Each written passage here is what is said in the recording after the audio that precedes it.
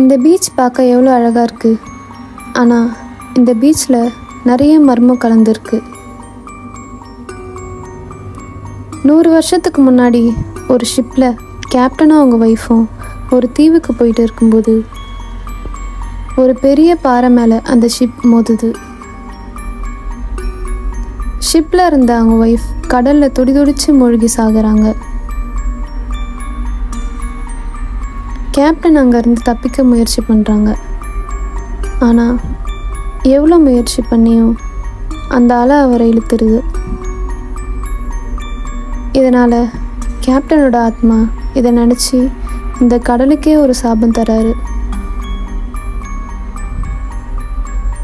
யார் அந்த கடலுக்கு வந்தாலும் போனாலும் இந்த கடலையே மூழ்கணும்னு அவர் ஆத்மா சாபம் விடுது.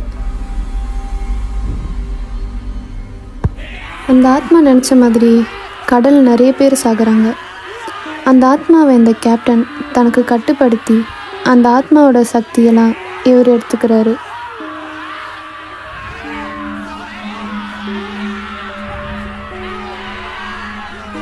இதனால் அங்கே ஒரு காந்த சக்தி உருவாகுது. பகலோ இரவோ யார் அந்த சக்தியில் மாட்டுறாங்களோ அதுக்குள்ளேயே தான் இருப்பாங்க. இதிலிருந்து யாராலையுமே வெளியே வர முடியலை.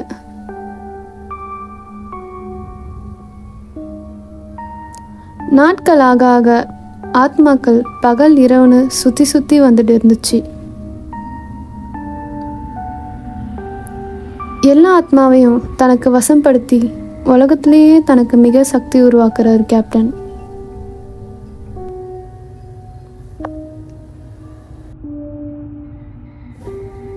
இதுக்காக நிறைய ஆத்மாக்களை வசப்படுத்துறாரு.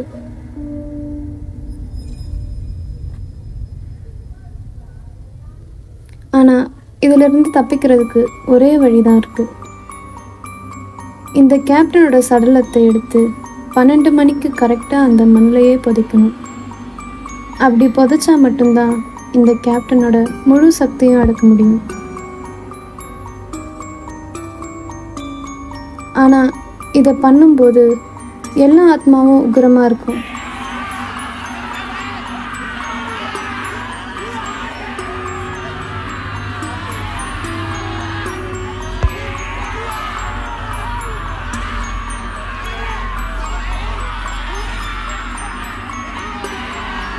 ஒரு வாட்டி இந்த டைமில் மாட்டிக்கிட்டா இதிலேருந்து சாகிற வரைக்கும் வெளியே வர முடியாது.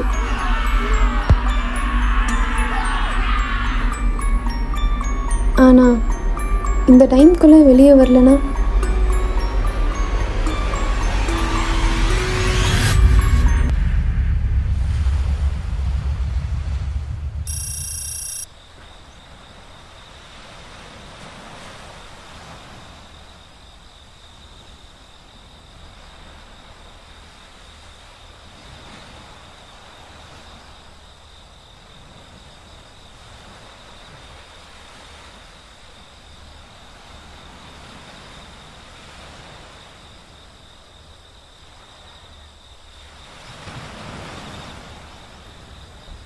உனக்கு எத்தனை வாட்டி சொன்னாலும் புரியாதா? எதுக்கு என் பின்னாடி சுற்றுற? உனக்கும் எனக்கும் செட் ஆகாது. எங்கள் வீட்டில் எனக்கு மாப்பிள்ளை பார்த்துட்டாங்க. இதுக்கப்புறம் என் பின்னாடி வராத.